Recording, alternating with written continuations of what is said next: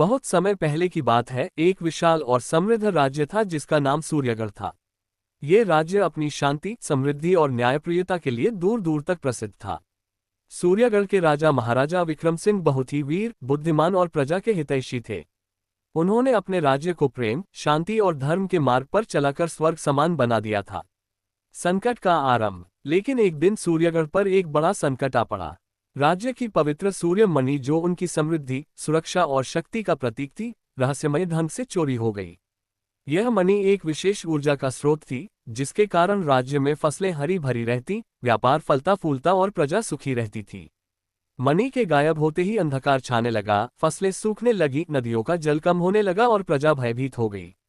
महाराजा विक्रम सिंह ने पूरे राज्य में घोषणा करवाई, जो कोई भी इस पवित्र मणि को वापस लाएगा, उसे राजकीय सम्मान और अपार धन दिया जाएगा। वीर योद्धा वीरेंद्र। इसी राज्य में एक वीर योद्धा वीरेंद्र था। वह राजा का प्रिय सैनिक और अपने साहस, निष्ठा और सत्यनिष्ठा के लिए प्रसिद्ध था। जब वीरेंद्र को ये समाचार मिला, तो उसने प्रण लिया कि वह मणि को खोजकर अपने राज्य की रक्षा करेगा।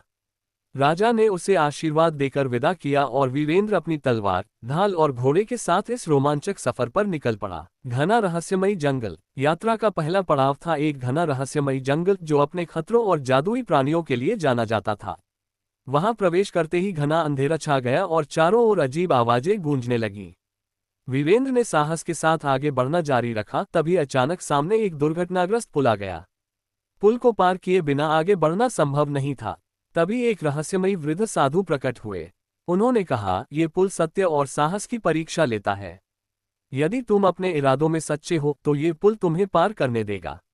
वीरेंद्र ने अपनी आंखें बंद कर ईश्वर का स्मरण किया और जैसे ही कदम आगे बढ़ाया, पुल स्वयं ठीक होने लगा। वह सुरक्षित उस पुल को पार कर गया। राक्षस का सामना। जंगल के उस पार एक भयानक राक्षस भैरव का साम्राज्य था। वह राक्षस किसी को भी जीवित नहीं छोड़ता था। जैसे ही वीरेंद्र ने उसके किले में प्रवेश किया, राक्षस ने गरजते हुए कहा, यदि मणि की खोज में आए हो, तो पहले मुझसे युद्ध करना होगा। युद्ध आरंभ हुआ। वीरेंद्र ने अपनी तलवार से राक्षस का डटकर सामना किया। कई घंटे तक चले इस संघर्ष में वीरेंद्र ने अपनी बुद्धिमत्ता और ताकत से राक्षस को परास्त कर दिया। राक्षस ने हार मानते हुए कहा, तुम सच्चे योद्धा हो। मैं तुम्हें मणि का रहस्य बताऊंगा। वह नागलोक में छिपी हुई है, लेकिन वहां जाना बहुत कठिन है। नागलोक की यात्रा। वीरेंद्र ने नागलोक की ओर प्रस्थान किया। नागलोक एक रहस्यमय स्थान था, जो एक ऊंचे पर्वत के पीछे स्थित था।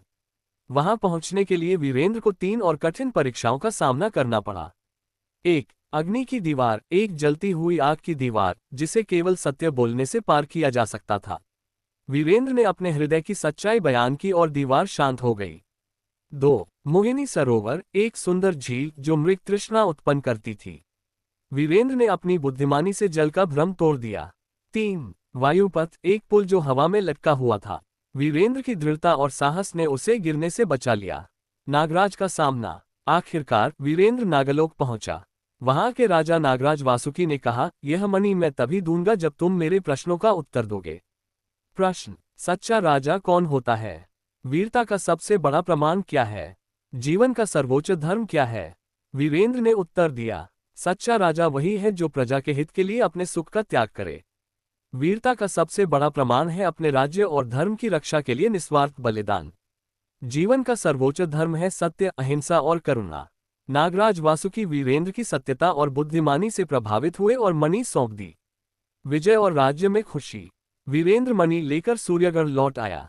मणि के वापस आते ही राज्य में फिर से हरियाली छा गई, नदियां पुनः बहने लगीं और प्रजा में आनंद लौट आया।